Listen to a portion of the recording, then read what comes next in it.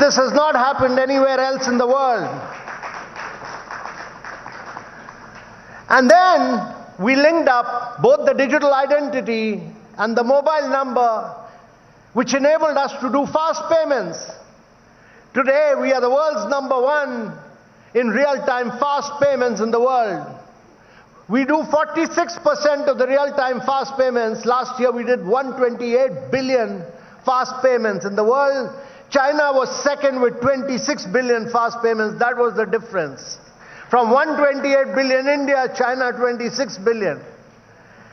And then we had a number of our startups doing cashless, paperless credit, number of young startups doing wealth creation by taking stock market to rural areas, tier 2, tier 3 cities, and number of startups giving insurance in 1 minute flat on the basis of your mobile. So fast payments in 30 seconds, wealth creation in 30 seconds, and digital insurance in 1 minute. That has been the transformation of India. And this is all open source, open API. This is globally interoperable. And unlike the rest of the world, where data is monopolized by the big tech, Amazon, Google, Facebook, and Amazon in India, and in China by Tencent and Alibaba, in India, the data is owned by the citizens of India.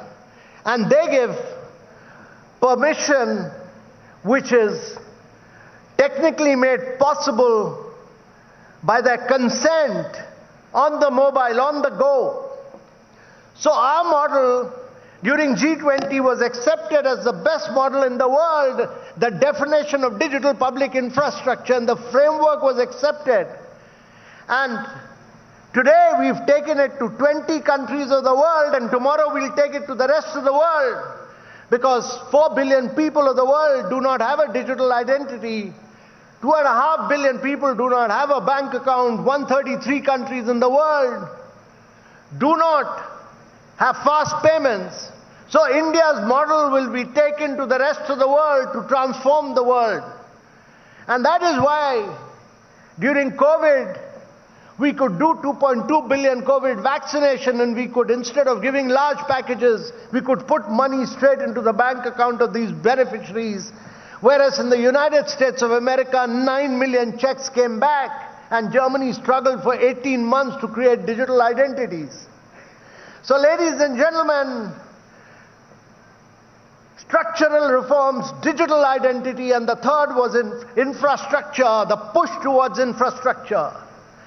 Creation of 40 million houses, of 110 million toilets, of 30 million electric connections to households, of 253 million piped water connection, and almost 80,000 kilometers of road. That's been the story of infrastructure creation in India. And that's why the Bank of International Settlement said that what India has achieved in 9 years would have taken India 50 years to achieve in the normal course. Instead of 50 years, we could do it in 9 years. And therefore, this infrastructure creation the government was able to do because it took its spending of capital expenditure for 1%, from 1% in 2014 to 4% till in the last budget. And this shows government's determination to create world-class infrastructure. And the fourth key point is what India has done for climate action and to build a sustainable and a clean India. We have not contributed to greenhouse gas emissions in the world. Our CO2 emission is only 1.3%. Our total emission is 1/10 of the United States of America. But as a responsible nation, India took over the responsibility and created 187 gigawatts of renewable energy. We are the only G20 country to achieve its NDC targets 9 years ahead of schedule, and we've done it at record low prices. We brought down the price of renewable from 21 rupees to less than 2 rupees. In addition to this, we were able to provide over 110 million of our women cooking gas connections so that they need not burn firewood. We could provide 30 million households electric connection.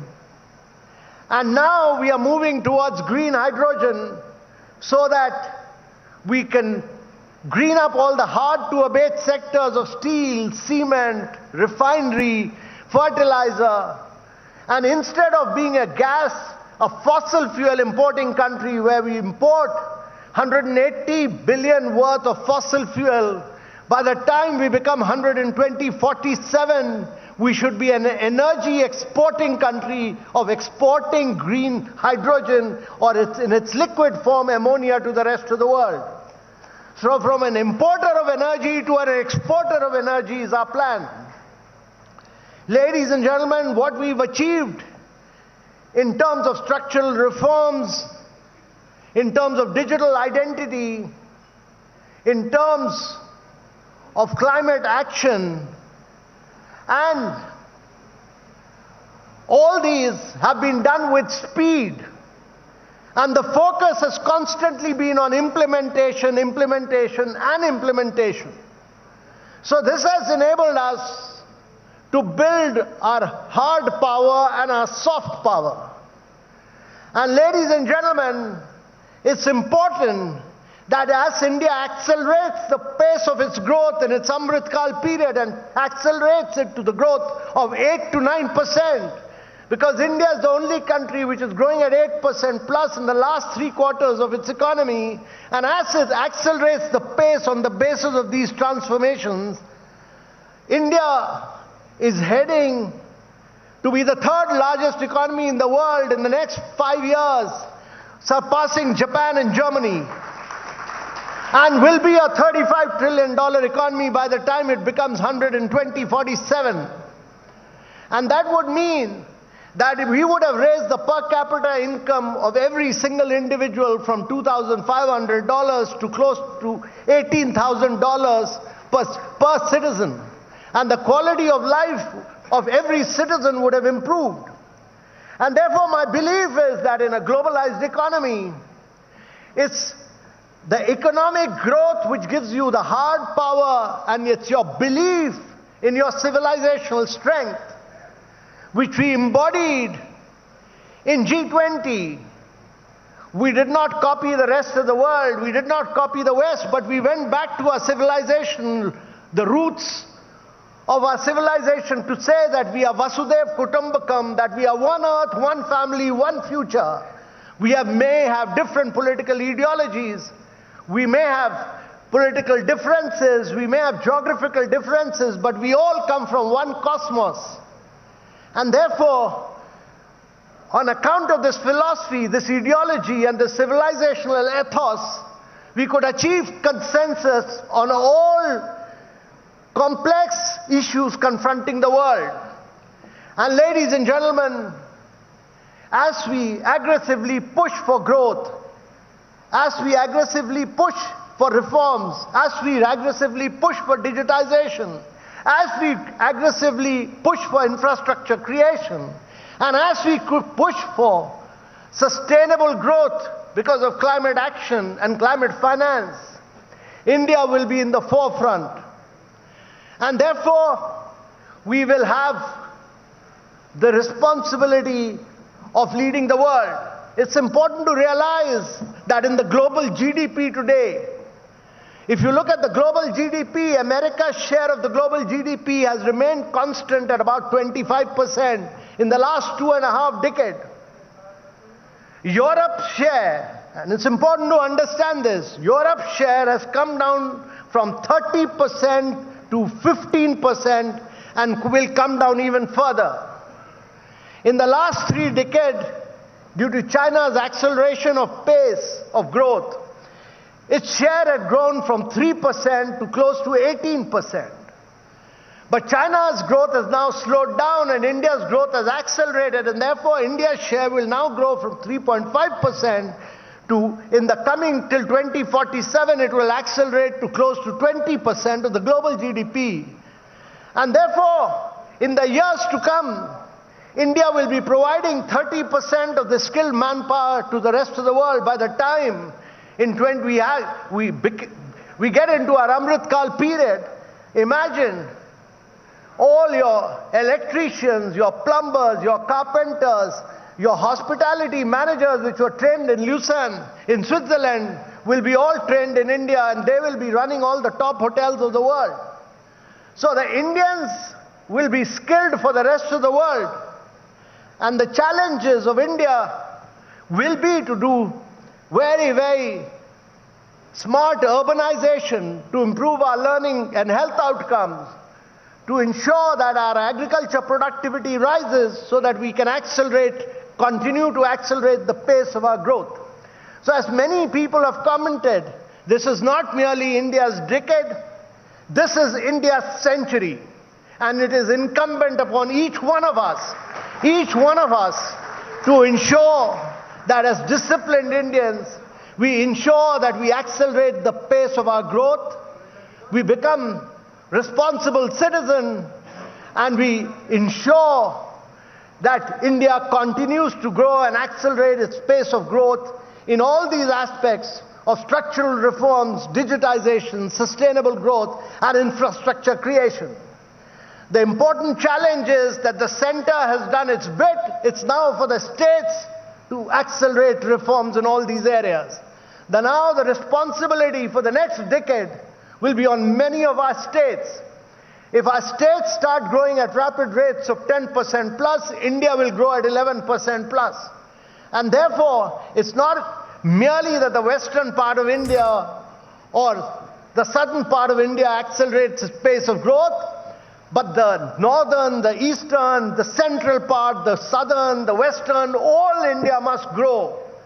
And it's important that all these structural reforms which have been carried out by the center, the next phase is carried out by the states of India. They become the agents of change and they become the key drivers of growth. So ladies and gentlemen, I'm absolutely convinced that this is not merely India's decade, this is India's century, and it's for all of us to work together to accelerate the pace of our growth during the Amrit Kal period. Thank you very much, ladies and gentlemen.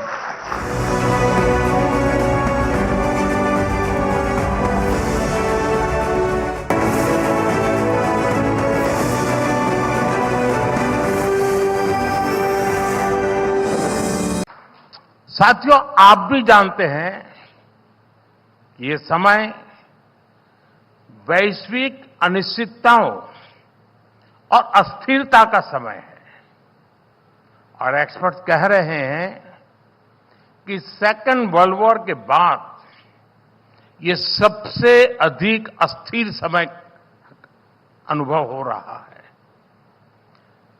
उसकी तीव्रता भी और उसका spread भी। पूरी दुनिया में कई सरकारों को सत्ता विरोधी लहर का सामना करना पड़ रहा है, लेकिन इन सब के बीच भारत एक सशक्त लोकतंत्र के रूप में विश्वास की किरण बना हुआ है। मैं आशा की किरण नहीं कह रहा हूं, मैं विश्वास की किरण बहुत जिम्मेवारी के साथ बोल रहा हूं। और ये स्थितियां तब है जब हमने देश में बहुत सारे रिफॉर्म्स भी किए हैं। भारत ने ये साबित किया है कि गुड इकोनॉमिक्स के साथ ही गुड पॉलिटिक्स भी हो सकती है। साथियों, आज एक वैश्विक जिज्ञासा, ग्लोबल क्यूरियोसिटी है कि भारत ने ये कैसे किया। ये इसलिए हुआ क्योंकि हमेशा सिक्के के किसी भी पहलू को नजरअंदाज नहीं किया। ये इसलिए हुआ क्योंकि हमने देश की जरूरतें भी पूरी की और सपने भी पूरे किए। ये इसलिए हुआ क्योंकि हमने समृद्धि पर भी ध्यान दिया और सशक्तिकरण पर भी काम किया। जैसे हमने कॉरपोरेट टैक्स में रिकॉर्ड कमी की, लेकिन हमने ये भी सुनिश्चित किया कि पर्सनल इनकम पर भी टैक्स कम से कम हो। आज हम हाईवे, रेलवे, एयरवे, वाटरवे के निर्माण पर रिकॉर्ड इन्वेस्ट कर रहे हैं, लेकिन साथ ही हम गरीबों के लिए करोड़ों घर भी बनवा रहे हैं। उन्हें मुफ्त इलाज, मुफ्त राशन की सुविधा दे रहे हैं। हमने मेक इन इंडिया की पीएलआई स्कीम्स में छूट दी तो किसानों को बीमा से सुरक्षा और आय बढ़ाने के साधन भी दिए हैं। हम टेक्नोलॉजी और इनोवेशन पर बड़ा इन्वेस्ट कर रहे हैं, लेकिन इसके साथ हमने युवाओं के स्किल डेवलपमेंट पर भी हजारों करोड़ रुपए खर्च किए हैं। अगला सवाल आपके मंत्रालय से जुड़ा हुआ सवाल मेरा यह है कि पिछले 5 साल में गृह मंत्रालय ने एफसीआरए यानी कि फॉरेन कंट्रीब्यूशन रेगुलेशन एक्ट को लेकर बहुत सख्त कार्रवाई की है। होम मिनिस्ट्री का अपना डेटा है कि 16,000 एनजीओ जो है उनके एफसीआरए लाइसेंस को कैंसिल किया गया है। उसके साथ साथ टेरर फंडिंग, एनजीओ फंडिंग पर रोकने की कोशिश हुई है, लेकिन शायद पूरी सफलता नहीं मिली। इसके पीछे स्ट्रेटेजी क्या है? एक तो जो ओवरग्राउंड और अंडरग्राउंड सेल होते हैं, नेक्सस है, इसके फॉर्मूले को तोड़ने की कोशिश है या एनजीओस को टारगेट किया जा रहा है, वो कहते हैं। तो इस पर अगर आप देखिए अपनी अर्णब जी, आप दो चीजों को मिक्सअप कर रहे हैं। अच्छा, एफसीआरए को हमने कानून में परिवर्तन किया। कानून को में परिवर्तन करने का हमारा उद्देश्य था कि एफसीआरए का उपयोग कर विदेशों से चंदा लाकर, डोनेशन लाकर इस देश की डेमोग्राफी को बदलने का प्रयास नहीं होना चाहिए। एक, सेवा के लिए अगर कोई पैसा भेजता है, सेवा कार्य के लिए करता है, व्यक्ति समूह के उत्थान के लिए भेजता है, तो उसका स्वागत है। हमने कठोर नियम बनाए, ऑडिट कंपलसरी किया और ऑडिट को रेगुलर किया। इसके आधार पर ये सारे रजिस्ट्रेशन कैंसिल हुए हैं। कुछ लोगों ने तो 16,000 में से 12,000 लोगों ने स्वतः ही कैंसिल करा दिया। भारत सरकार ने नहीं किया है, वो स्वतः विड्रॉल का अर्जी डाले हैं। तो 4,000 ऑडिट के आधार पर कैंसिल किए हैं। तो जो लोग हाय तौबा करें, उनको मेरा यही कहना है कि कानून की परिधि में मैं आज पूरे देश भर के लोगों को बताना चाहता हूं कि देश ने बंगाल के साथ खड़ा रहने की जरूरत है। वहां गंभीर समस्या है जी। ये बॉर्डर स्टेट को हम सब ने गंभीरता से लेने की जरूरत है। बंगाल में भी जागरूकता आई है। हम एक भी सीट नहीं थे, हम 18 जीते। इस बार हम 25 का आंकड़ा पार कर पूर्णता की ओर आगे बढ़ रहे हैं।